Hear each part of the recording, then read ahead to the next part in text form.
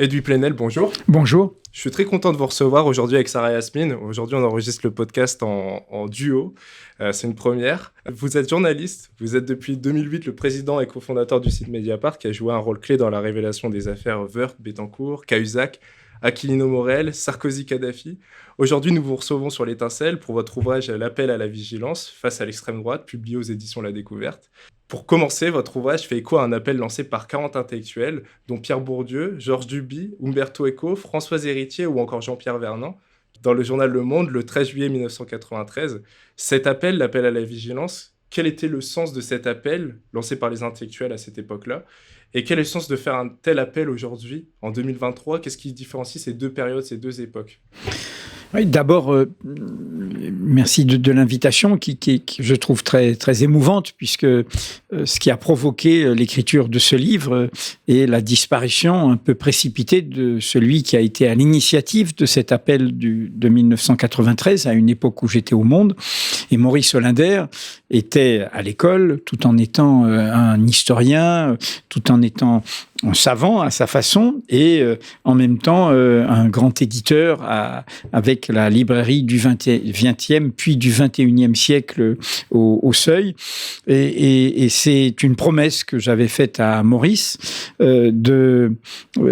d'écrire quelque chose sur cet appel, dont ce sont les 30 ans, dans quelques jours, dans quelques semaines, parce que cet appel dont on va revisiter ensemble la dimension prophétique, ne lui avait pas fait que des amis dans le milieu académique.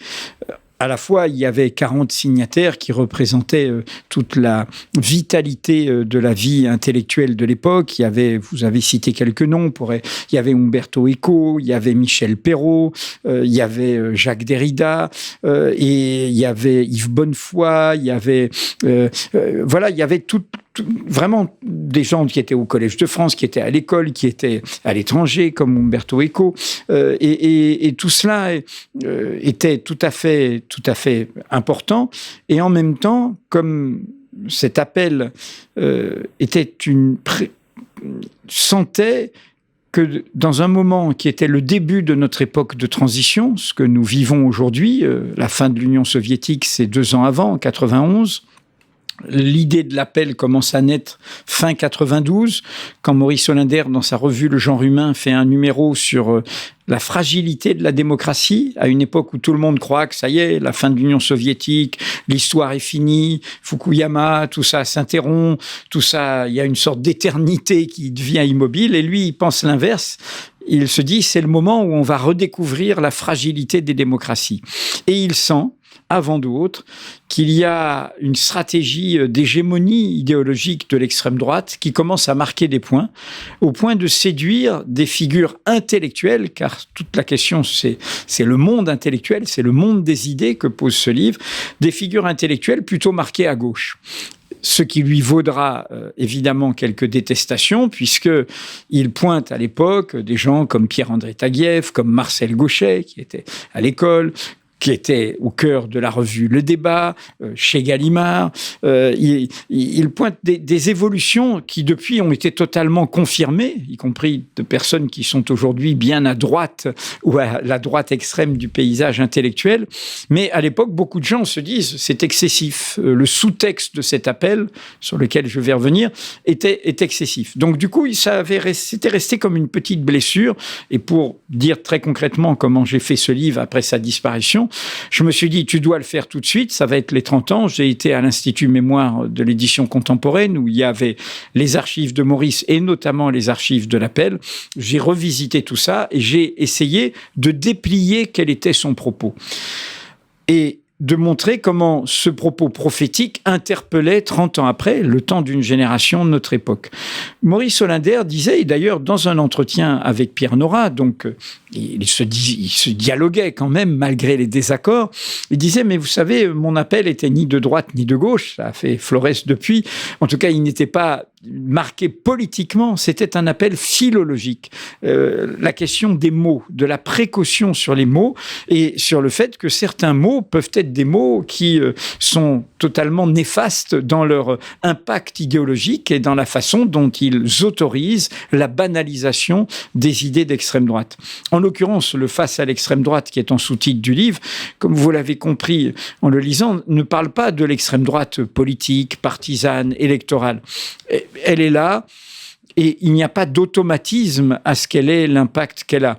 Si elle l'a, c'est parce que des gens lui font la courte échelle.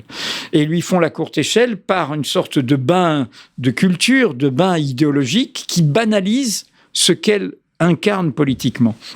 Et ce qu'elle incarne politiquement, pour le dire tout net, et c'est tout le début du livre où c'est déployé, c'est au fond les idéologies de l'inégalité naturelle. Nous, dans notre diversité de sensibilité et de chemin, nous sommes quand même les enfants d'une proclamation qui est devenue universelle en 1948, qui est celle de l'égalité naturelle des droits. Nous, les êtres humains, naissent et demeurent libres et égaux en droit et en dignité, a ajouté la Déclaration universelle.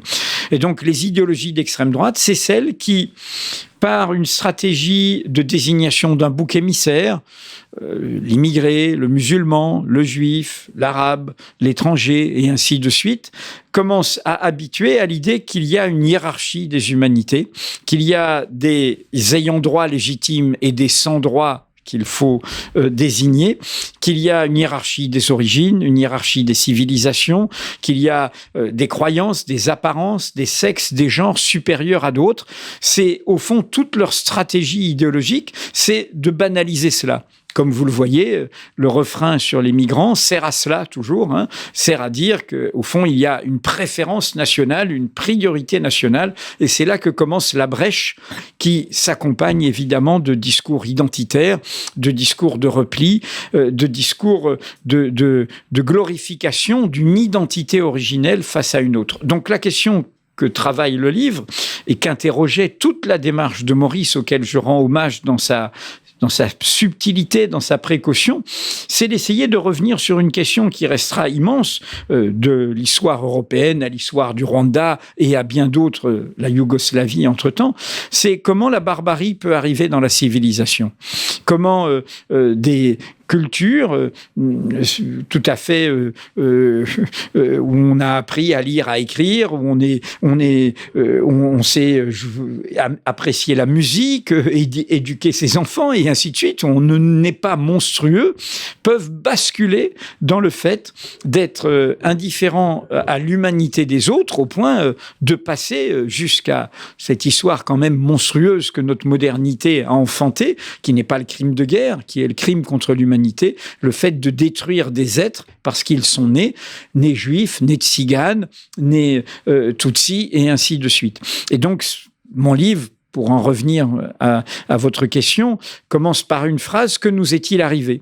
Il essaye d'interpeller notre présent, car 30 ans après l'appel prophétique imaginé par Maurice Hollander avec ses amis Jean-Pierre Vernant, Yves Bonnefoy, Lydia Flem, Nadine Fresco, Arlette Farge, pour citer les plus proches qui ont accompagné l'imagination de cet appel, l'invention de cet appel, eh bien 30 ans après, on peut se dire que la digue n'a pas été tenue, et que plus que jamais, ces idées potentiellement meurtrières ont pignon sur rue, micro ouvert, s'ébattent dans notre espace public, se banalisent, se normalisent. Et donc, mon livre est un appel à ce qu'il y ait une sorte de sursaut face à cela. Vous expliquez qu'il ne faudrait pas dialoguer justement avec les personnes qui tiennent des discours qui vont à l'encontre de cette égalité naturelle entre les hommes. Comment est-ce qu'on dresse la limite entre ce qui peut être débattu, ce qui relève de la liberté d'expression et ce qui ne peut pas l'être, d'autant que, comme vous l'avez expliqué, les idées racistes, les idées d'extrême droite, aujourd'hui ne sont pas diffusées telles quelles, mais elles sont présentées sous une forme d'idéologie, elles sont théorisées par des intellectuels. Comment est-ce qu'on dresse cette frontière ? Il y aura toujours dans toutes les sociétés humaines des préjugés. Le préjugé de votre collègue du travail qui fait une remarque qui est potentiellement xénophobe ou sexiste, et Dieu sait si, ou homophobe, le préjugé du café du commerce, hein, où il existera toujours, et ça se règle dans les organisations humaines. On tape sur l'épaule du collègue, ou si c'est plus grave, il y a des procédures, et ainsi de suite. Il y aura parfois des gens qui violent cette loi, parce que c'est une loi, on ne peut pas discriminer à l'embauche, et donc on peut être condamné pour avoir refusé d'embaucher quelqu'un à cause de sa couleur de peau, à cause de sa religion, ou à cause de son genre. Mon propos n'est pas celui-là. Mon propos est en effet le fait que des gens très propres sur eux, ayant pignon sur rue, micro ouvert, qui sont éditorialistes, qui sont journalistes, qui sont prétendument intellectuels, banalisent l'idée de l'inégalité naturelle, c'est-à-dire la mise en cause de ce qui nous fonde, l'article 1er de la Déclaration des droits de l'homme. Ma position, qui est résumée de manière très ironique par Jean-Pierre Vernant, et je l'ai mis en exergue du livre, on ne discute pas recettes de cuisine avec des anthropophages, c'est que ces idées-là, on les combat, on ne les débat pas.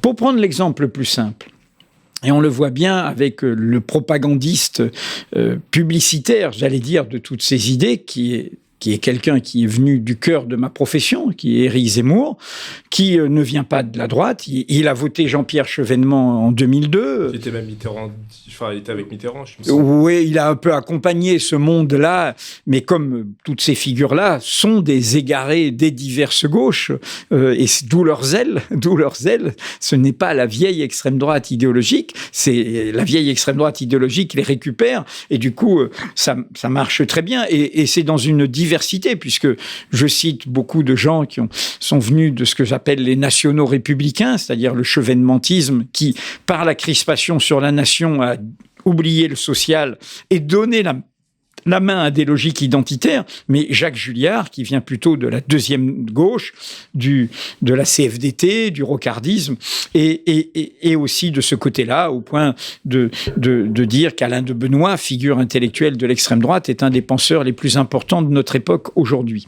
Et Pierre-André Taguieff, qui est au cœur de ce livre, qui fut un grand penseur à une époque des nouvelles formes de racisme, justement de la subtilité des stratégies des nouveaux racistes de la nouvelle droite, d'une partie de l'extrême droite. L'extrême droite est très variée, il y a des catholiques intégrés, il y a des athées, il y a des héritiers de la révolution conservatrice allemande, il y a des néo-nazis, il y a toutes sortes de genres, comme dans d'autres familles politiques. C'est pour ça qu'on dit que sous la collaboration, Vichy était une pétaudière, il y avait une diversité d'univers.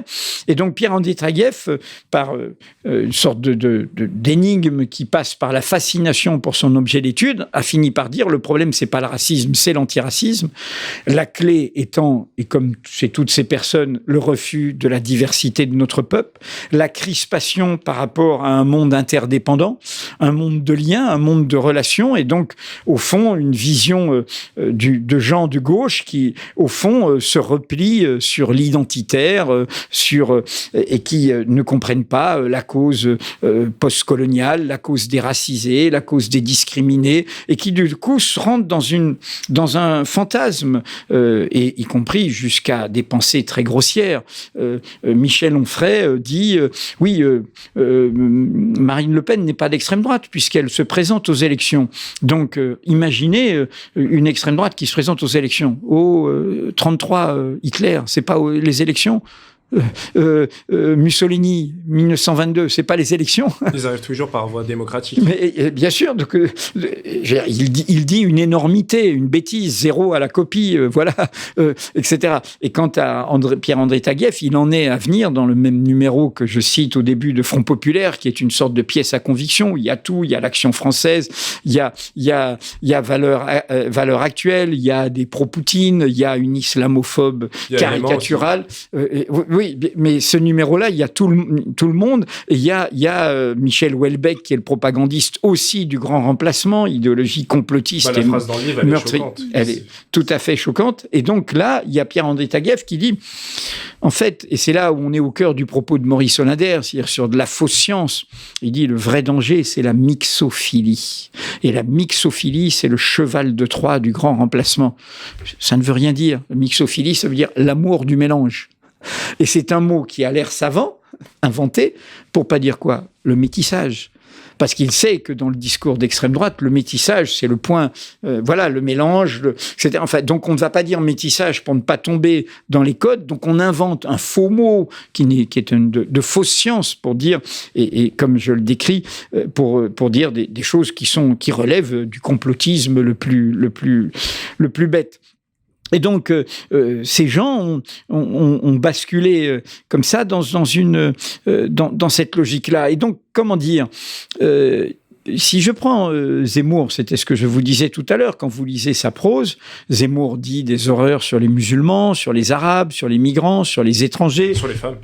Et j'y viens justement sur les Juifs, puisque Pétain aurait sauvé le nombre de Juifs, sur y compris l'histoire de l'antisémitisme en France. Dreyfus, il était peut-être coupable, etc. Tout ça a été, c'est une vérité historique, on va pas discuter avec un négationniste de savoir si Dreyfus méritait l'île du diable alors qu'on sait ce qu'il en est. Mais pire, et c'est là, vous avez raison, l'exemple des femmes. Je ne vais pas... Zemmour est quelqu'un qui dit, et comme les autres peuvent le dire de manière plus sophistiquée, en détestant MeToo, en diabolisant la théorie du genre, l'idée qu'il y a des causes, que chacun, a son chemin de liberté. C'est ce que je dis dans l'égalité des droits et son moteur infini. D'ailleurs, c'est pour ça qu'aussi ils n'aiment pas les mouvements écologistes dans leur radicalité sur les droits de la nature. C'est-à-dire qu'ils sont dans des vieilles idéologies qui n'acceptent pas d'être bousculées par le mouvement de la société. Et les femmes, Zemmour vous explique que nous avons, nous les hommes, un cerveau beaucoup plus puissant, qu'il y a une tradition millénaire qui légitime notre domination, voire notre prédation. Je ne vais pas aller discuter avec quelqu'un qui me dit que les hommes sont plus forts que les femmes, qu'ils ont droit de les dominer. C'est ma réponse. C'est-à-dire que je ne débattrai pas de ces idées-là, je les combattrai. Et je les combattrai en brandissant, en tenant la digue de l'égalité naturelle, de l'égalité des droits, qui est encore une fois ce qui nous a fait. Quand c'est proclamé à la fin d'août 1789, il n'y a rien, aucun des droits n'existe. Il n'y a pas de droits démocratiques, il n'y a pas de droits sociaux, il y a encore l'esclavage, il n'y a évidemment pas de droits des femmes, et ainsi de suite. Et donc, nous avons en permanence conquis des droits grâce à ce moteur de l'égalité des droits. Et c'est cela qui leur fait peur. En fait, leur évolution, il y en aura toujours, et y compris dans les émancipations, il y a des pouvoirs qui, après, passent du côté du conservatisme. Un philosophe, Emmanuel Terray, avait fait un livre formidable qui s'appelle « Penser à droite ». Penser à droite. C'est-à-dire, qu'est-ce que c'est que la pensée conservatrice? Sachant qu'il n'y a pas de pureté de gauche ou de droite, l'origine ne protège de rien. Et il dit, au fond, c'est très simple. La pensée de droite, c'est une pensée qui dit que le réel est intangible. Je suis arrivé, le parvenu, je ferme la porte. Vous ne pouvez plus venir parce que moi, j'y suis déjà. J'en profite. J'ai acquis les diplômes, la fortune, etc. C'est une pensée conservatrice. Exactement. Le réel est intangible. Nous, on est du côté du fait que le réel n'est pas intangible. Il bouge en permanence. Et l'ironie du livre de Emmanuel Terray, c'est qu'il disait, lui qui avait été maoïste dans sa jeunesse, il disait, penser à droite, à Pékin, c'est être au Parti communiste chinois. Le réel est intangible. Je ne vais pas laisser des droits du peuple. Je ne vais pas laisser la mise en cause du parti unique. Je ne vais pas laisser la mise en cause de la corruption du clan qui est au cœur. C'est-à-dire que il y a en fait, c'est une pensée banalement conservatrice, banalement réactionnaire, mais qui, dans nos temps troublés, comme évidemment nos temps sont difficiles, les urgences sociales, démocratiques, écologiques sont là, eh bien, du coup, ils sont gagnés par ce qui est qui a toujours été jusqu'à la Deuxième Guerre mondiale. Il y a au fond une éclipse finalement de courte durée. La droite française, jusqu'à la Deuxième Guerre mondiale, pensait en ces termes. Elle pensait en termes identitaires, elle pensait en termes de privilèges, elle pensait en droits liés à l'origine. Et donc, ils y reviennent, ils habillent ça de toutes sortes de discours, mais fondamentalement, ils sont contre l'égalité des droits. C'est intéressant ce que vous dites, parce que ça revient un peu au débat que j'avais eu avec Antoine Dubiot sur les questions d'écofascisme, où on parlait du basculement avec notamment Claude Lévi-Strauss, quand il publiera ses histoires en 1950. On voit, est-ce que vous expliquez que quelque part, à chaque fois, c'est toujours la même chose qui revient, c'est juste le bouc émissaire qui change, qui bouge. On passe de la question de la race à la question des migrants aujourd'hui. Et à la question des minorités, et à la question de regarder le discours commun entre... Quand vous lisez cette presse et vous les écoutez dans leurs radios et leurs médias, et que vous écoutez Poutine dans ses discours récents, ou le président iranien au même moment, des mollahs iraniens, eh bien, l'obsession sur l'homosexualité, sur le genre, sur les mariages entre personnes du même sexe, comme le symbole de la décadence, hein. C'est-à-dire qu'il n'y a pas de possibilité à ce que les minorités s'inventent. Il y a une norme, et cette norme doit être imposée. Pour continuer sur ce chemin, dans votre livre, vous attaquez frontalement aux idées d'extrême droite, mais aussi à tous les partis qui reprennent ces idées, on l'évoquait à l'instant, souvent les plus réactionnaires, les plus nauséabondes. On peut penser à la droite, notamment, qui, ces dernières années, vous en parliez aussi de Nicolas Sarkozy, en 2007, qui crée ce ministère de l'identité et de l'immigration. Mais aussi, on peut penser plus récemment à Emmanuel Macron, qui, avec Gérald Darmanin, véhicule aussi ces idées-là. En 2017, vous l'avez accueilli dans l'entre-deux-tours chez Mediapart, parce qu'il était en face d'une candidate d'extrême droite. Certains l'attendaient aussi pour une certaine accalmie. Je penser aux musulmans, qui, avec notamment Manuel Valls, ont beaucoup souffert de certaines politiques. On voit qu'aujourd'hui, ce n'est pas le cas. Qu'est-ce que ça dit de la classe politique de notre époque? Et surtout, aujourd'hui, le danger ne vient-il pas plutôt aussi de l'extrême centre et pas seulement de l'extrême droite? Et est-ce qu'il y a aussi une part de responsabilité de la gauche? Mais l'extrême droite de mon livre n'est pas l'extrême droite partisane, hein, c'est l'extrême droite dans le débat public. Et donc, ça concerne aussi des gens qui ne se croient pas d'extrême droite, mais qui font la courte échelle, comme je dis, qui banalisent ces idées d'extrême droite. Le face à l'extrême droite, c'est face aux idéologies, aux thématiques de l'extrême droite, leur banalisation, leur l'accoutumance. Il est évident que la présidence Macron, de ce point de vue, est à la fois catastrophique et énigmatique. Emmanuel Macron a été élu à 2 reprises pour faire barrage, et il fait l'inverse. Et c'en est sidérant à ce point, y compris dans les thématiques, avec un côté bonapartiste, hein. On ne se rachète pas une conscience en mettant Manouchian au Panthéon, comme Nicolas Sarkozy disait, obligé à lire la lettre de Guy Môquet, le résistant communiste, tout ça pour passer en alibi, c'est-à-dire qu'au fond, il n'aime les révoltés, il n'aime les dissidents, il n'aime les minorités que morts, que au Panthéon, au musée, dans des catafalques. Mais dans d'autres variantes, il les réprime, et on le voit bien dans la répression violente qu'ont subi les Gilets jaunes, que subissent les jeunes des quartiers populaires, ou que subissent le mouvement même des retraites dans la dernière période, ou le mouvement écologique dans ses différentes expressions. Pour moi, je vais vous le dire comme je le pense, comme ce n'est pas dit dans le livre, que j'ai voulu m'en tenir à la scène de 93 et à sa résonance avec aujourd'hui. Je pense qu'il s'agit d'un monde mort. Leur monde est condamné.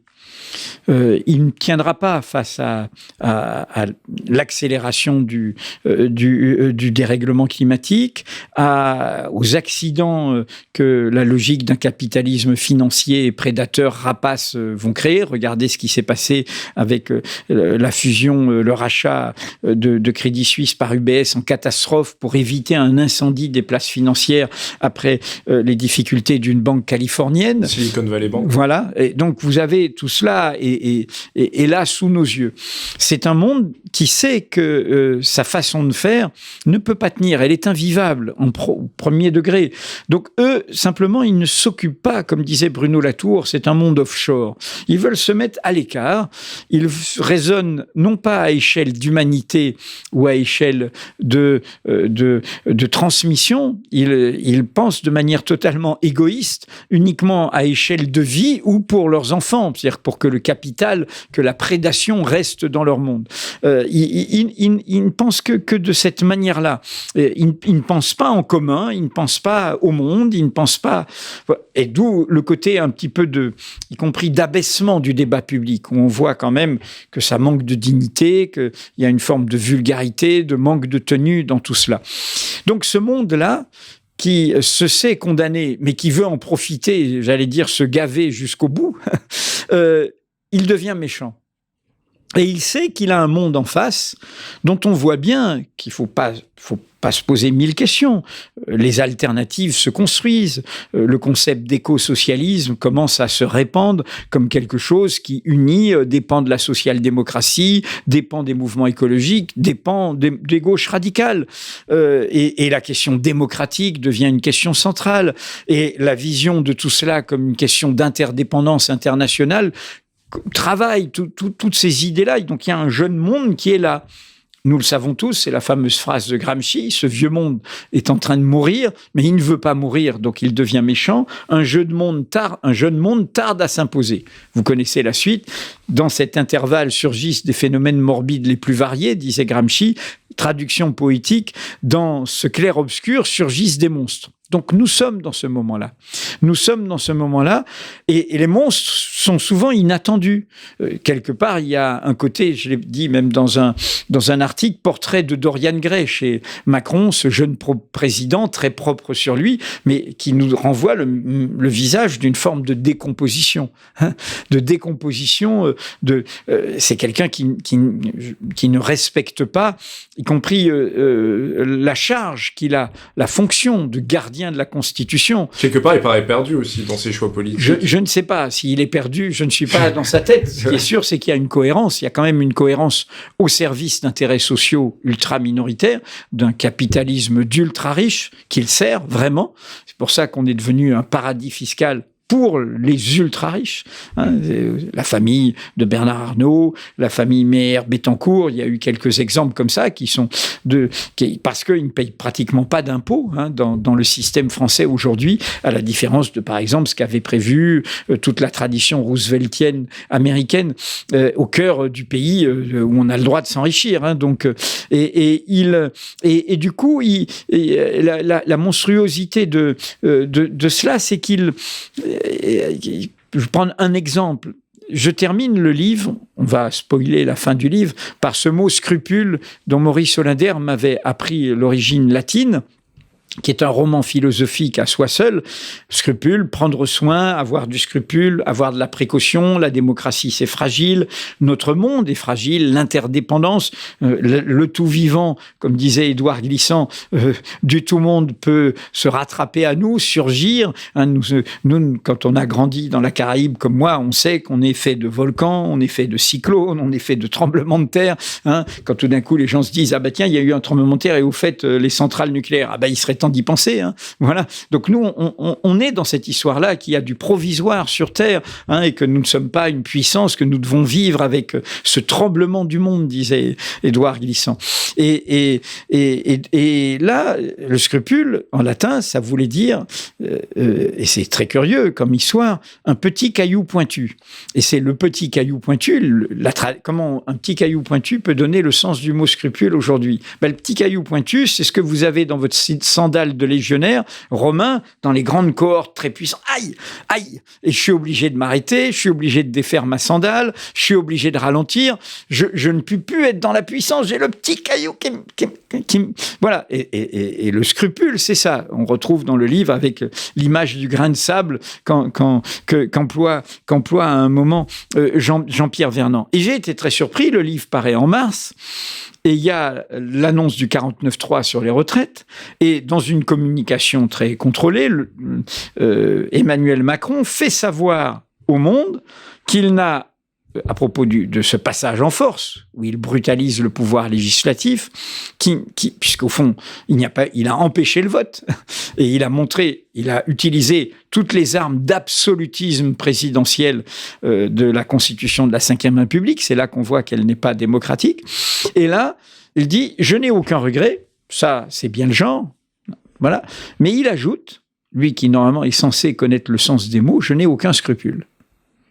Et un président qui vous dit qu'il n'a aucun scrupule. C'est grave, dans la vie courante, on dit quelqu'un qui n'a pas de scrupule, on ne va pas faire affaire avec lui. Donc on est au cœur de ça. Et donc l'énigme, c'est là où je parle de monstruosité, c'est-à-dire de choses qui sont qu'on ne pouvait pas prévoir. Ceux qui me disent « mais Macron avait un plan préétabli et tout ». Oui, je vois, dans une idéologie de libéralisme autoritaire, etc. Mais à ce point de non-précaution, ce que vous dites en disant « il a l'air un peu perdu », je ne sais pas s'il est perdu, mais ce qui est sûr, c'est qu'il en vient à dire « je n'ai aucun scrupule ».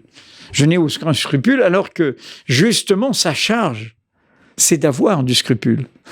C'est d'être comptable de cette précaution et de parler comme quelqu'un qui serait un pouvoir autoritaire. C'est d'abord, et puis c'est une irresponsabilité très grande, car vous le savez, ça crée une pédagogie paradoxalement antidémocratique. Les gens viennent à ne plus avoir confiance, à dire on est en dictature. Non, on n'est pas en dictature. Donc du coup, ils ne savent plus ce qu'est une démocratie. Puis du coup, ils se disent, mais à quoi ça sert de voter? À quoi ça sert?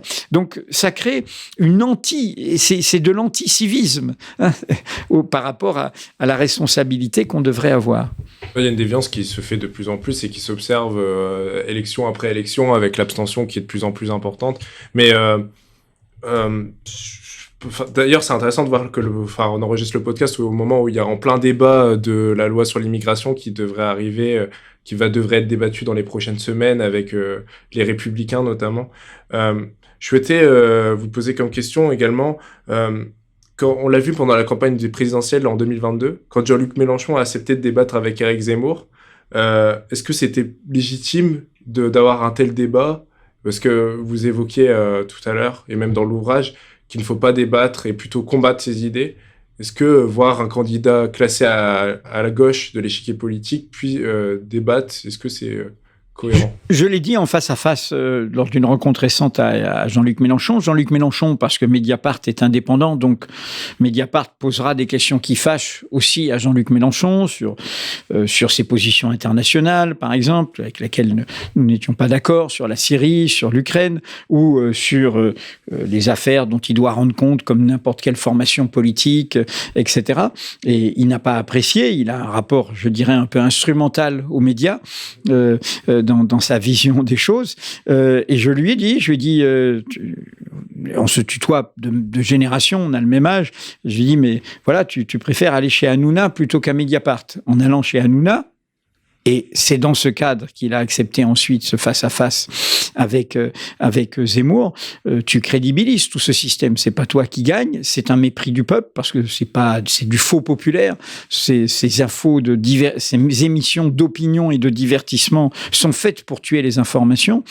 Et en fait, tu crédibilises ce système par lequel se fait la dégradation du débat public. Donc évidemment qu'il ne fallait pas faire ça. Je le dis d'autant plus que quand Zemmour a été dans la phase intermédiaire d'avant sa déclaration officielle de candidature, j'ai refusé des propositions venant de médias en disant « en tant que journaliste, vous êtes le seul à pouvoir faire face à Zemmour, etc. » J'ai dit non, je n'y vais pas. Pas parce que je ne considérais que mes arguments n'étaient pas pertinents, mais c'est ce que dit très bien Nicole Laureau dans un passage du livre, on pourrait aussi l'invoquer, une grande helléniste, et combien elle disait comment ce type de dialogue, en fait, sont un dispositif qui n'est pas celui d'un débat démocratique, d'un débat pluraliste, et crédibilise celui que l'on a en face de soi. Et donc, Jean-Luc Mélenchon, dans une sorte de rapport, à mon avis, trop de fréquentation de ce monde journalistique classique dont je ne suis pas, il connaît ces gens-là. Il avait été, comme Jean-Christophe Combadélis, haute figure de gauche, à un anniversaire de Zemmour dans le passé. Il avait vu la folie de Zemmour, dit-il, puisqu'il y avait des gens en uniforme de la garde napoléonienne, disait-il, pour recevoir les invités. Mais en clair, ce monde de fréquentation, moi je pense que quand il y a rupture sur l'essentiel, il doit y avoir distance. Nous ne sommes plus dans un débat classique, nous sommes dans un combat. Et ces opinions-là doivent être renvoyé aux marges du débat public. Éric Zemmour a été encore reçu, hélas, sur le service public samedi soir, il y a quelques semaines, où il a parlé du grand remplacement sans aucun problème, avec des rires. Il faut rendre compte qu'est-ce que ça veut dire. C'est inadmissible.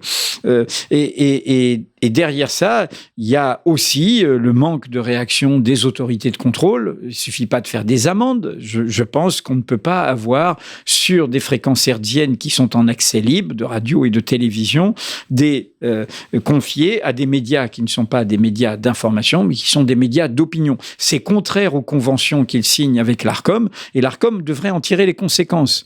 Bon, Elles n'osent pas parce que les pouvoirs politiques ont installé ces chaînes. Ça déteint sur toutes les chaînes.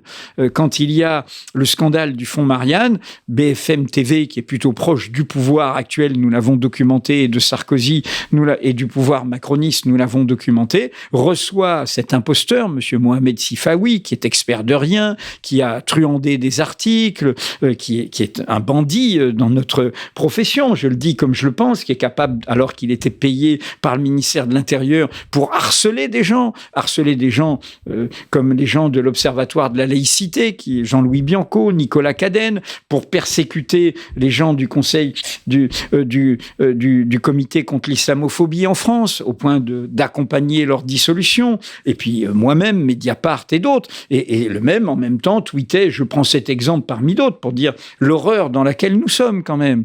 Quand je dis la liberté, qui serait la liberté de dire le pire est l'abject. Il fait un tweet en disant à la différence des femmes, où il dit musulmanes ou salafistes, les Portugaises se sont bien intégrées. Point. Elles ont appris à se raser. Comment est-ce pensable? Comment est-ce pensable? Et ce n'est qu'un exemple, parce que c'est celui que j'ai retenu des horreurs, pour dire mais comment peut-on, et on a encore un préfet, une ministre qui disent oui, le type était un expert. C'est-à-dire tous ceux qui ont été au procès des attentats du 13 novembre ont vu comment sa déposition était une imposture totale, et de penser qu'il est au journal Franc-Tireur, le Printemps républicain, tous ces gens-là. C'est-à-dire qu'on est quand même dans une époque où on se retrouve avec des gens qui ne s'autorisent que d'eux-mêmes, qui ne s'autorisent que de leur opinion, qui n'ont aucun savoir au sens une connaissance. Savoir, c'est est-ce que j'apporte des faits?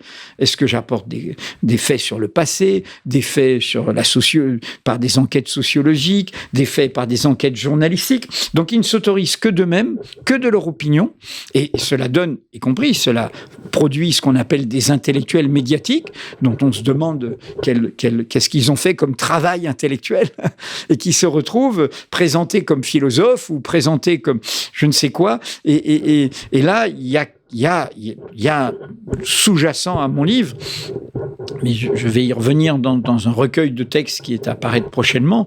Il y a un appel à un peu de tenue, à retrouver un peu de dignité du débat public.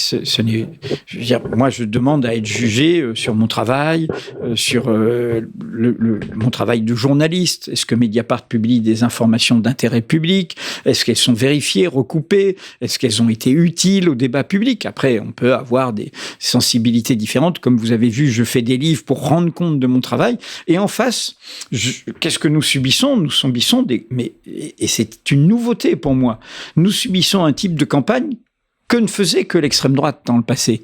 Et aujourd'hui, ces milieux-là font des campagnes comme l'extrême droite, qui sont des campagnes de disqualification, de calomnie, où on vous met des mots, on vous colle des images, comme les mots wokistes, islamo-gauchistes, et d'autres mots, voire terroristes, voire séparatiste, qui est un mot terrible et qui est hélas passé dans la loi. Ça veut dire Oui, ça veut dire que ça devient une loi.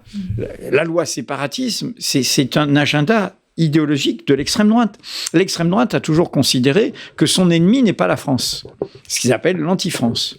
Et donc, faire rentrer dans la loi que les gens, des désaccords, peut-être, mais en fait, le contrat d'engagement républicain, c'est si vous critiquez la République et vous dites, par exemple, il y a des pratiques islamophobes, vous vous mettez en dehors de la République. Donc, ça veut dire que vous êtes dans une critique, dans une dissidence, vous êtes en dehors. C'était le discours de Charles Maurras, au cœur de l'Action française, avec ses États confédérés. Les ennemis, c'était les États confédérés, avec derrière un soubassement très anti-américaniste primaire, et qui est passé de droite à gauche, hélas, l'idée des États-Unis comme étant le pays du melting pot, le pays où il y a une grande population issue de l'esclavage, le pays où il y a eu toutes les populations populaires diverses d'Europe qui se sont brassées et mélangées, et donc les États confédérés qu'il faut repousser, qu'il faut sortir. Et chez Maurras, c'était premièrement les métèques, donc l'étranger, les migrants. Deuxièmement, le juif, l'étranger de l'intérieur, l'étranger infiltré, qu'il va falloir reconnaître, qu'il va falloir démasquer. Et l'antisémitisme va depuis toujours avec le complotisme, comme s'il y avait quelque chose de menaçant et de souterrain. Troisièmement, les francs-maçons, derrière ça, il y a les libres penseurs, la République. Et quatrièmement, on l'oublie souvent, il était catholique, les protestants. C'est-à-dire que même dans le christianisme, il n'y a pas de minorité. Et le séparatisme, c'est avoir inscrit dans la loi l'idée que vous êtes contestataire, en fait, vous voulez vous dissocier de la nation. Et la République, elle serait intouchable. On ne pourrait pas dire qu'un jour, elle a été colonialiste, qu'un jour, elle fait des violences étatiques, donc policières, inadmissibles, et ainsi de suite. Et donc, cela donne quoi? On a été un peu indifférent au début. Ça concernait les musulmans. Beaucoup de gens ont été indifférents. On laissait faire. Et puis après, tout d'un coup, on voit un préfet qui invoque la loi séparatisme pour Alternativa. Ceux qui ont dit fin du mois, fin du monde, même combat. On dit, ils critiquent la République, donc ils ne sont pas républicains. Et puis hop, les soulèvements de la terre. Il est possible que la dissolution intervienne, nous l'avons révélé mercredi prochain. Et puis après, on parle de la Ligue des droits de l'homme, la plus vieille organisation née de l'affaire Dreyfus. Après, on va parler évidemment, Mediapart, ils sont pas républicains. Vous vous rendez compte, tous ces instruments qui ont été accumulés aux mains d'une présidence d'extrême droite? Mais c'est déjà le cas dans la présidence de Macron. Oui, mais vous voyez que, en fait, il y a les armes pour aller plus loin, parce que l'extrême droite peut encore aller plus loin, peut faire. Je veux dire, on a publié une interview de Roberto Scarpinato, un procureur anti-mafia de Palerme, en Sicile, qui a pris sa retraite et qui est devenu sénateur italien, qui résume très très bien sur fond de corruption, parce que tout ça masque aussi un monde de la corruption, la place de Nicolas Sarkozy dans le paysage politique, alors qu'il est rattrapé par un nombre d'affaires incommensurables, dont notamment l'affaire libyenne que nous avons révélée, qui va lui valoir un procès en 2024 ou 2025 pour association de malfaiteurs énorme.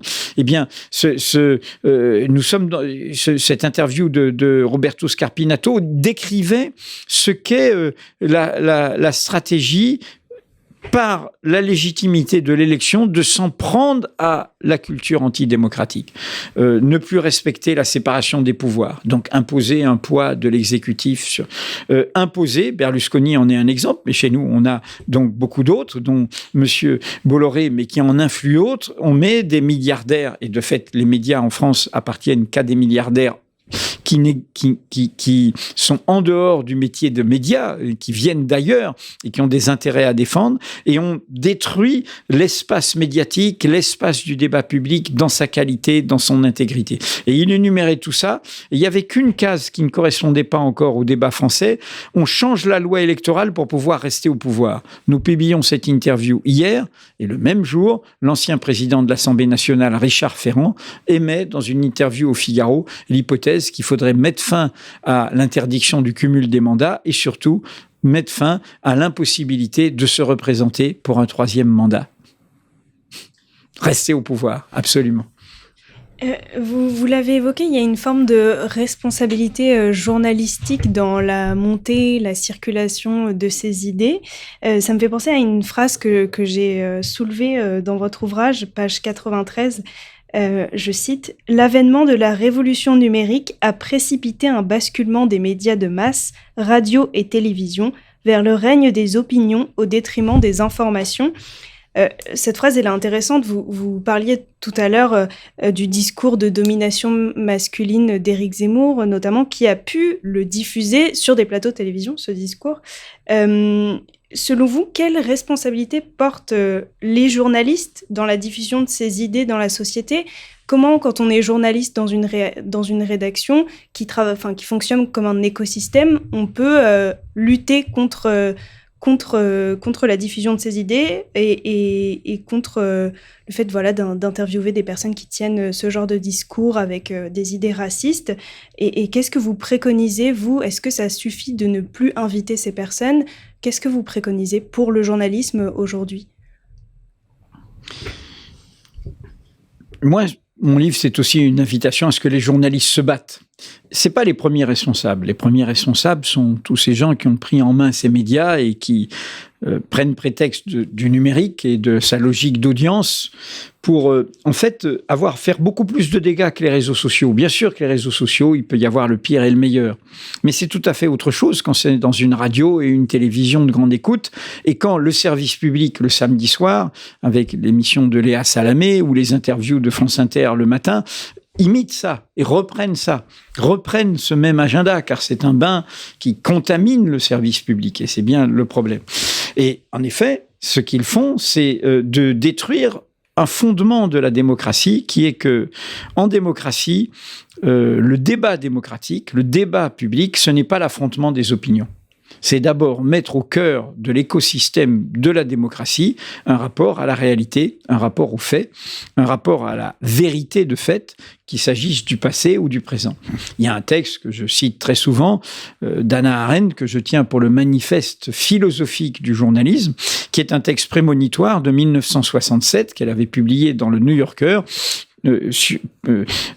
Truth and Politics, vérité et politique, et où elle décrit cela. Elle dit, en fait, le cerveau humain produira deux sortes de vérités. Il y en a qui sont jamais menacées, qui sont les vérités d'opinion, qui peuvent être raisonnables, qui peuvent être démontrées, qui peuvent être argumentées, puis d'autres qui peuvent être folles, qui peuvent être uniquement celles du préjugé. Certaines peuvent être pertinentes, certaines peuvent être affreuses. Celles-là, dit-elle, ne sont pas menacées.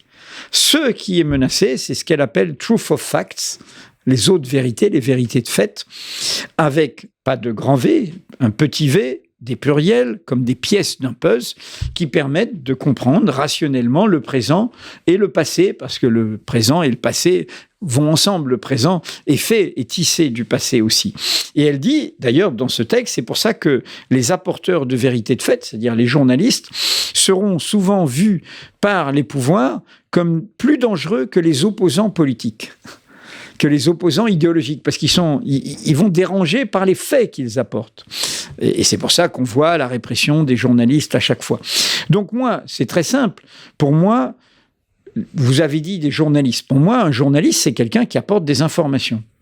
C'est pas quelqu'un qui s'autorise de son opinion. J'ai fait 1 ou 2 années de classe prépa, j'ai un petit bagou, j'ai ceci, j'ai un bagage culturel, un habitus, comme dirait Bourdieu, et puis j'arrive, et puis voilà, et puis je suis sur un plateau télé, et puis j'exprime à la radio, et puis je progresse comme ça. Et vous en avez dans des journaux, vous en avez dans des magazines, vous en avez, comme je dis, y compris ça concernait Éric Zemmour, ces gens-là n'ont jamais sorti une information de leur vie.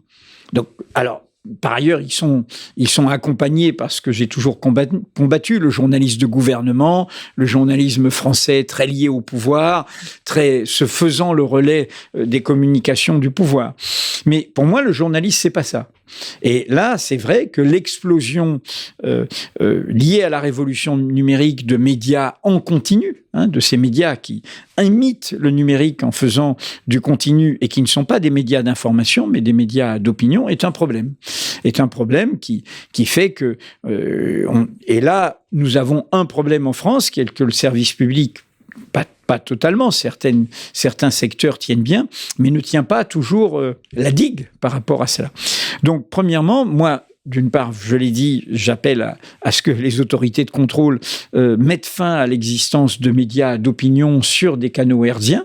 Si M. Bolloré veut faire un journal en ligne ou un journal magazine en kiosque et qu'on doit le payer pour l'acheter et tout, il a le droit, Et après, il rendra compte devant des tribunaux s'il écrit des horreurs, qui peuvent être condamnées ou qui violentent ou qui diffament, etc. Mais le fait d'avoir des chaînes hertziennes, radio ou télévision d'opinion, pour moi, est impensable. C'est impensable par la loi fondamentale allemande qui a tenu les conséquences de la fragilité de la République de Weimar. C'est ce qu'on appelle le paradoxe de la tolérance que Karl Popper a théorisé dans un livre, c'est-à-dire que la démocratie est un espace de tolérance, de liberté, mais du coup, on peut tolérer des idées intolérantes jusqu'à une certaine limite. Si on les tolère de manière massive, eh bien, on prend le risque que l'intolérance détruise la tolérance. Donc, il dit, il faut être capable, d'un moment, de les interdire, d'empêcher cela. C'est ce paradoxe de la fragilité des démocraties. C'est pour ça que je parle d'écosystème, qui renvoie à la question des concentrations, à la question de la régulation. C'est pour ça, encore une fois, il n'y a pas de service public du journal papier. Ça n'a jamais été pensé, ni du journal numérique. A été pensé dans l'histoire de toutes les démocraties, un service public de la radio et de la télévision. Parce que tout d'un coup, il y avait, et c'est bien ça, la radio et le nazisme, Radio Mille Collines et le génocide rwandais, il y avait tout d'un coup un média de masse. Et là, ça pose un problème. Et donc, il faut un service public qui, parfois, qui combatte cela, qui combatte la possibilité que ce soit la diffusion d'opinions désastreuses pour l'idéal démocratique. Donc, premièrement, je dis tout cela. Deuxièmement, après, il y a des journalistes qui doivent se battre là où ils sont, dans leur métier. Je pense que voilà, l'époque est une histoire aussi intéressante. Alors, c'est compliqué, bien sûr, que nous avons fait un film, comme vous le savez, Média Crash. Mediapart a raconté ce qui se passe dans ces médias, a montré, l'a illustré. Donc voilà, il faut se battre. Et si nous l'avons raconté, c'est qu'évidemment des gens se battent, y compris des gens nous rejoignent parce qu'ils se sont battus dans ces médias. Je pense que plus que jamais, le journalisme est un fantassin de l'idéal démocratique. C'est pas un métier comme les autres. Et voilà. Et donc, il faut revenir à qu'est-ce que c'est que notre métier. Et notre métier, c'est pas simplement, encore une fois, exprimer une opinion et afficher une opinion. C'est pour ça que beaucoup de gens auxquels vous pensiez en me posant la question, pour moi, ils sont journalistes comme moi. Je sais pas, je suis... Bon. C'est vrai qu'on parle souvent d'un journalisme, on parle du journalisme en général, mais il y a différents journalistes, il y a des individualités, des gens qui ont des contraintes assez différentes, et c'est vrai qu'on ne pense pas spécifiquement à distancier. C'est pour ça que moi je dis souvent, je ne suis pas le journalisme. Je mène un combat dans mon métier depuis longtemps. Parfois, il a été obscur, au point que certains n'ont pas compris tout à fait ce qui pouvait se passer dans l'histoire de la crise du monde, où j'ai pris ma liberté, au final. Je me suis échappé, et où j'ai vu ce théâtre de la cruauté qui commençait à s'installer. J'en ai rendu compte dans un livre qui s'appelle Procès.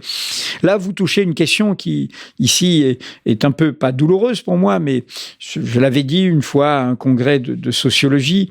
Pour moi, il y a, et d'une certaine manière, comme vous savez, c'est pas la partie la plus documentée du travail de Pierre Bourdieu. Et de ce point de vue, Pierre Bourdieu, par sa position et par le traitement qu'il a reçu dans les médias, a eu pour moi une critique très idéologique des médias et pas sociologique, pas de terrain. Alors il a eu des disciples qui ont fait du terrain, mais sur la précarité, etc. Mais pour moi, l'existence d'une vraie sociologie des médias en France est encore absente, même s'il y a eu des tentatives avec Cyril Lemieux, avec des gens comme ça. Qu'est-ce que je veux dire par une vraie sociologie ? C'est-à-dire que la sociologie, pour moi, fainéante des médias, c'est la critique des contenus. Mais ça, on peut tous le faire. Voilà, ils ont dit ça, regardez, c'est l'idéologie dominante, ils sont liés à un tel, ils se fréquentent, tout ça, c'est fastoche. La vraie sociologie qu'il faudrait faire, à la Max Weber, qui avait un grand projet là-dessus, c'est comment on produit des informations. C'est quoi la vie interne d'un média ? C'est pas seulement qui en est le propriétaire, mais comment ça se passe en interne ? Comment se passe l'atelier d'un média ? Comment se passe ce qui se passe dans l'oreillette de quelqu'un qui est sur un plateau ? Qu'est-ce qui se passe dans la fabrication d'un journal comme Mediapart ? Qu'est-ce qui se passe dans notre expérience ? Nous sommes toujours un média participatif. Comment nous modérons ? Comment nous avons appris à le faire ? C'est-à-dire tout ce travail de sociologie interne des médias est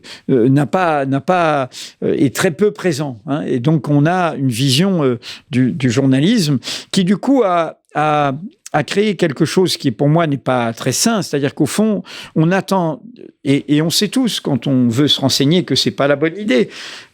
Un bon journal, c'est pas celui qui reflète mes idées, c'est celui qui m'apporte des informations sûres. Le meilleur compliment qu'on puisse faire à Mediapart, c'est de dire, vous savez, je partage pas vos idées, ou j'ai pas la même sensibilité que vous, je suis très très loin de votre itinéraire personnel et tout, mais heureusement que vous existez. Heureusement, vous m'êtes utile. Et de fait, nous sommes aujourd'hui le 3e quotidien d'information politique et générale par le critère valable qui est celui des abonnements numériques. Le papier est résiduel, donc nous sommes à 220 000, Le Monde est autour de 400 000 et Le Figaro est entre les deux. Nous sommes le 3e. Nous sommes à la fois à part et au centre. Et ça veut dire que si nous sommes le 3e, nous avons évidemment, quand vous avez 220 000 abonnés, d'autant plus qu'on peut partager son abonnement à Mediapart, nous avons 4 millions, 5 millions de visiteurs uniques par mois.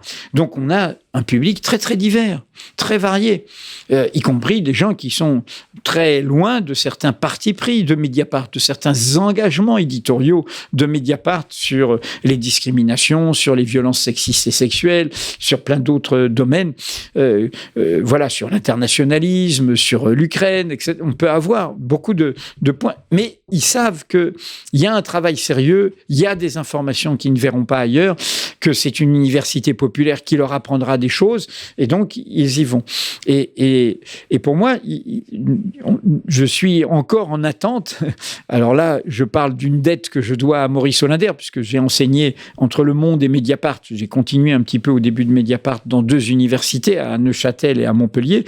Et j'ai promis à Maurice Hollander, mais ça ne sera pas de son vivant, pour sa collection, le livre que j'ai fait plusieurs livres sur le journalisme, la valeur de l'information, le droit de savoir et la sauvegarde du peuple, mais le livre un peu de ce que j'appellerais de théorie du journalisme.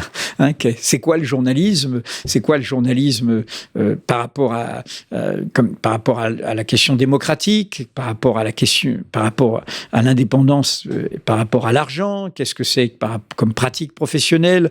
Qu'est-ce que c'est comme possibilité que le journalisme ait une domination hégémonique qui pose problème dans l'alliance avec les milieux intellectuels ? Parce que ce qui était derrière la critique de Bourdieu, c'est-à-dire le fait que la vulgate médiatique remplace le partage de savoir, discours savant, mais qui donnait du coup une position de citadelle du côté de Bourdieu, en disant au fond, ce dont je parle, je ne peux en parler qu'avec ceux qui connaissent mon langage.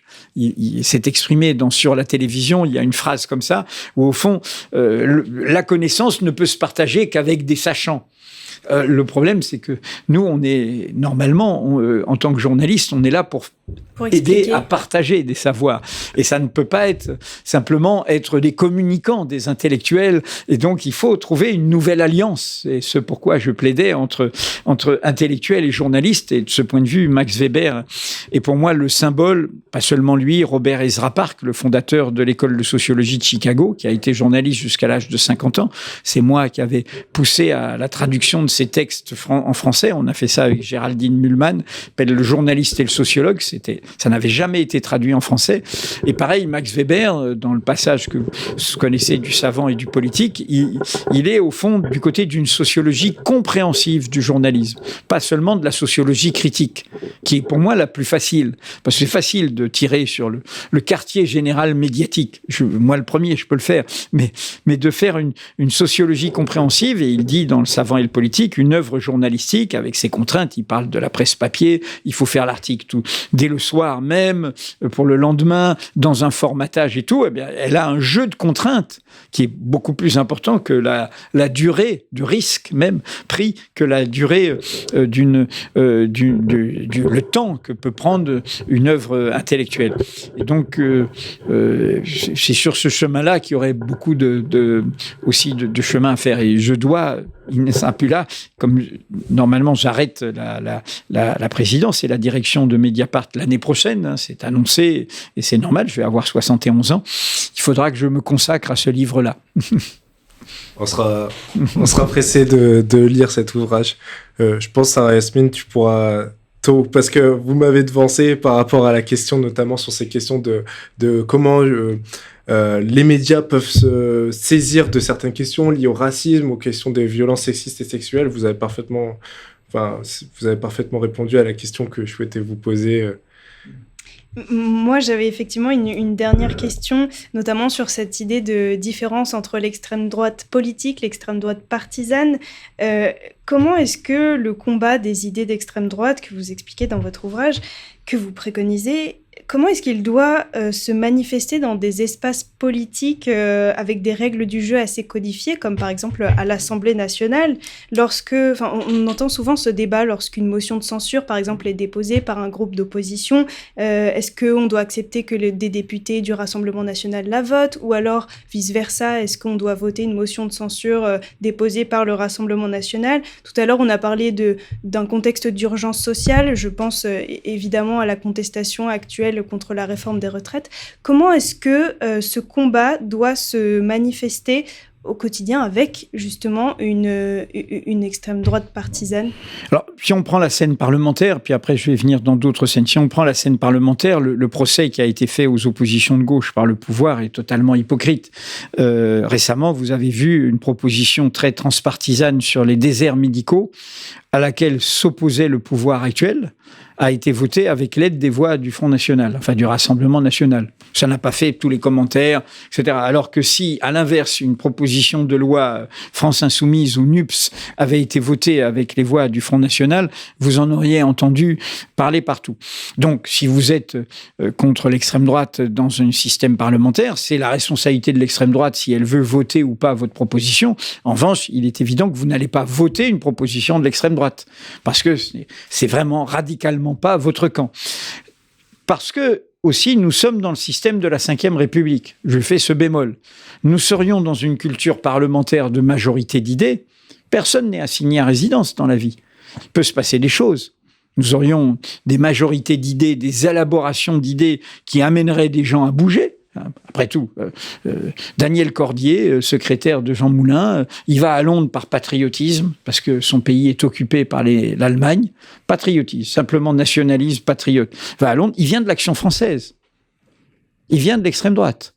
Et puis c'est dans une mission clandestine à Paris que tout d'un coup il voit l'étoile jaune et qu'il prend conscience que l'antisémitisme auquel il adhérait pose problème, et qui commence à évoluer. Donc, je veux dire, le chemin de l'émancipation, c'est un chemin justement, nous ne sommes pas assignés à résidence. Donc, si on était dans un système radicalement parlementaire, il y aurait des discussions. Moi, j'ai participé, il n'y avait pas de député d'extrême droite, mais j'ai participé à une exceptionnelle commission, c'est totalement oublié, qui était prophétique, droit et liberté à l'âge numérique, le rapport s'appelle le nouvel âge de savoir, 13 députés de toute tendance, nouvel âge démocratique, 13 députés de toute tendance, 13 représentants de la société civile, sur comment penser les réseaux sociaux, la presse, le droit à l'information, la liberté de dire, le droit de savoir, tout ça est dans ce rapport qui a été terminé en 2016. Et on a réussi à faire toutes les sessions malgré l'année terrible 2015. Au final, ça a été voté à l'unanimité. On a fait ce travail-là avec... moi, j'ai été le plus présent avec un ami qui était un activiste du numérique, Philippe Aigrin, qui est à la Quadrature du Net. On a réussi à les convaincre. Bon, si on était aujourd'hui et qu'il y avait 2 parlementaires de l'extrême droite, s'ils avaient voté, ils auraient voté. Voilà, c'est-à-dire que la bataille, c'est de créer une dynamique d'idées. Bon, à mon avis, ils ne l'auraient pas, mais voilà, une dynamique d'idées. Bon, donc, je dis ça sur la scène parlementaire. C'est-à-dire que vous pouvez dire, voilà, moi, je ne m'alignerai jamais sur une position de l'extrême droite, mais si l'extrême droite veut voter ma motion de censure, je ne vais pas refuser ses voix. Comme le pouvoir n'a pas refusé ses voix pour faire passer telle mesure. Deuxièmement, dans l'espace médiatique, l'extrême droite existe, il y a des temps de parole, il y a des responsables politiques, on la traite, c'est normal. Et on lui donne... Après, c'est le pluralisme des médias. Nous traitons Mediapart l'extrême droite. Il y a un temps où ils nous ont interdit leur meeting à cause de nos révélations. Maintenant, on y va. On fait des révélations internes au mouvement d'extrême droite, y compris qui les concerne, qui les intéresse, parce que ça révèle des choses. Simplement, nous, on a pris une position, on n'interviewe pas Marine Le Pen. C'est-à-dire, on ne considère pas comme... ses opinions ne sont pas des opinions comme les autres, les opinions qu'elle porte. Je le dis très clairement, pour moi, Marine Le Pen, même si c'est une affaire de famille aussi, ce mouvement politique, c'est une militante à sa façon. Donc elle a une force qui est la force de la personne qui a continué à... Et c'est bien ça par rapport à la vieille classe politique. C'est pour ça qu'elle est habile politiquement, parce qu'elle est une militante. Avec les réseaux, contrairement à l'idée de respectabilité, nous l'avons montré, il y a derrière tous ces copains qui étaient au GUD, une extrême droite violente, très idéologique, très, très virulente, qu'elle sait très bien manager et mettre de l'autre côté. Puis voilà, encore une fois, c'est une famille politique qui est habituée, elle a ses propres querelles, elle a ses catholiques intégristes, ses athées tout à fait radicaux, elle a toutes sortes de courants. Et la famille Le Pen s'est toujours débrouillée, le père et la fille, pour fédérer cela. Et à chaque fois, il y a eu parfois des scissions, des moments, etc. Et ramener ça, comme de cette manière, l'épisode Zemmour rappelle l'épisode Maigret, et du coup, il y a une extrême droite radicale, très bien, ça lui donne un air respectable, mais si elle est au pouvoir, elle réussira à fédérer tout cela. Donc, dans l'espace médiatique, il y a la contrainte par rapport aux médias publics et aux médias grand public et les temps de parole, etc.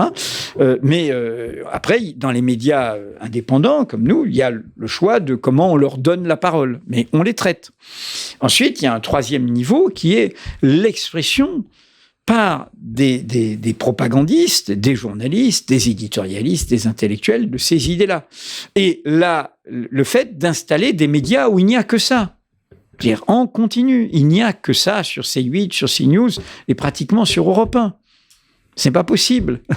C'est pas possible et c'est d'une virulence, d'une violence pour notamment les premières personnes concernées. Et derrière, tout se libère. Quand il y a l'assaut sur Calac et le centre voulu par une famille qui a un fonds de dotation pour l'intérêt public, pour accueillir 20 familles migrantes qui étaient déjà en France. Mais cette famille s'appelle Cohen et du coup, ça libère l'antisémitisme dans une virulence exceptionnelle. Enfin, je veux dire, jamais vu. On l'a documenté. Et puis après, ça fait Saint-Brévin, un attentat, un maire, et ainsi de suite, ça peut continuer.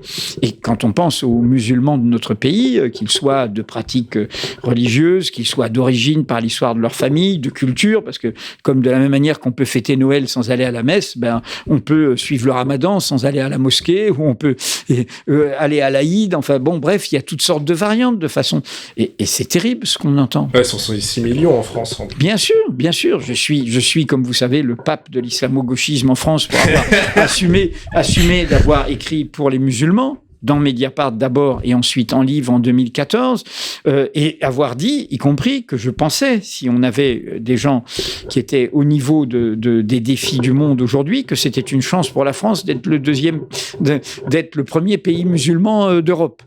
C'est une chance, parce que c'est une chance par rapport au désordre du monde de pouvoir ramener la diversité du monde chez nous et d'affronter le monde non pas comme quelque chose qui nous serait extérieur, mais qui serait avec nous et en nous et qui nous donnerait une force. Je pense, pour terminer, que c'est cette façon de faire qui gagnera, de toute façon. Comme je vous l'ai dit, ce monde est mort. Simplement, il va faire beaucoup de dégâts. Et les idées que nous défendons, qui sont les idées éternelles de l'émancipation, elles finiront un jour ou l'autre par gagner. Vous savez, j'aime beaucoup ça parce que ça m'émeut et à chaque fois que je vois le film, je suis comme tout le monde, je suis ému.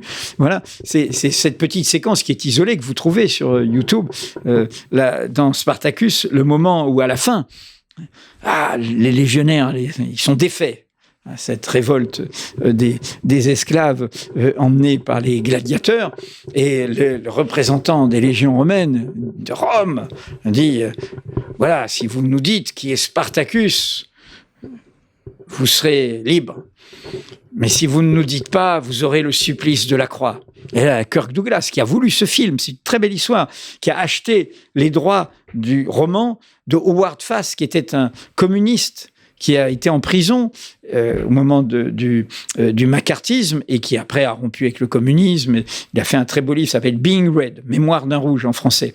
Et par ailleurs, le scénariste, c'est Dalton Trumbo, qui était un des 10 d'Hollywood, qui était banni, il n'écrivait qu'avec des prête-noms. Et c'est Kirk Douglas qui impose qu'au bout du compte, c'était Kennedy, Trumbo puisse signer, être crédité. Et là, il y a ce moment, Kirk Douglas, on voit bien, c'est défait, on demande, il faut sauver ses copains, il va se lever, et là, il y a Tony Curtis, qui est « I am Spartacus », puis « I am », tout le monde est Spartacus. On se souvient de Spartacus, on ne se souvient pas des généraux romains. Donc, ça gagne. Voilà, on perd, mais ça gagne. C'est l'histoire de défaite en défaite jusqu'à la victoire finale, disait Victor Serge. Je pense que le mouvement de l'émancipation est de ce côté-là. C'est pour ça que je dis, pour revenir à votre question, la question n'est pas le face-à-face sur l'agenda de l'extrême droite. La question, c'est d'avoir un autre imaginaire et de promouvoir cet autre imaginaire, pas de rentrer sur leur terrain. C'est-à-dire, sur l'immigration, par exemple, on devrait avoir un imaginaire qui dit « mais on est un pays vieillissant, ça y est ». On va avoir besoin de force de travail pour payer les retraites plus tard. Ce que discute l'Allemagne actuellement. Faciliter l'immigration de travail. Il nous faut du monde. Et nous sommes une Amérique de l'Europe dans notre histoire, dans la constitution de notre peuple. Donc cet imaginaire doit être là, doit être défendu, promu. Il y a un petit livre de Pierre Thévagnan qui est très bien sur cette phrase terrible qui est comme un arrêt de mort. On ne peut pas accueillir toute la misère du monde. Il suffit d'aller dans le Briançonnais ou au Pays Basque, de voir les jeunes qui arrivent par la frontière. Mais c'est la jeunesse du monde qui vient vers nous. C'est la jeunesse, elle a le droit de bouger, il y a un hasard malheureux de la naissance. Alors, organisons-nous. Oui, ne les laissons pas à la rue. Oui, donnons-nous les moyens. Donnons les moyens aux régions, aux départements d'accueillir, de loger, de former aux Français, de s'occuper de trouver un travail. C'est ce qu'ils font dans les Länder. Et ça marche. Ils ont 1 million de Syriens et ça marche. Et nous, quelques milliers. Et on dit que c'est un problème. La 30e loi, ou à peu près en 40 ans, sur l'immigration. Juste au lendemain des retraites. À nouveau, la diversion, le bouc émissaire. Donc, voilà.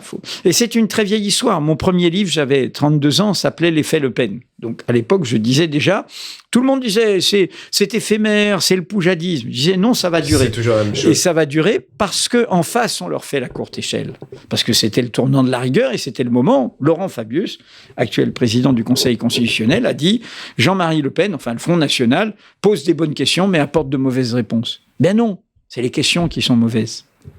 C'est les questions. Merci beaucoup Edoui Plenel, merci beaucoup Sarah Yasmine. Merci à toi Samuel. Et j'espère que ça donnera envie en tout cas aux auditeurs de plonger dans l'appel à la vigilance. Merci beaucoup. Bon, puis surtout que ça donne envie de faire face, quoi. Totalement. Voilà, de pas se laisser abattre, de pas se laisser prendre comme des lapins dans les phares, quoi. Voilà. Et un peu de tenue, ça manque de tenue tout ça. Nous, ce monde se laisse aller. Nous, on doit avoir un peu de tenue. Non ? Peut-être que dans quelques années, on retrouvera une sociologie du journalisme je ne par sais Edoui Plenel. Je ne sais pas. C'est un peu prétentieux. En tout cas, je vais essayer peut-être d'arriver à dire un peu comment je vois tout ça. Merci beaucoup. Merci.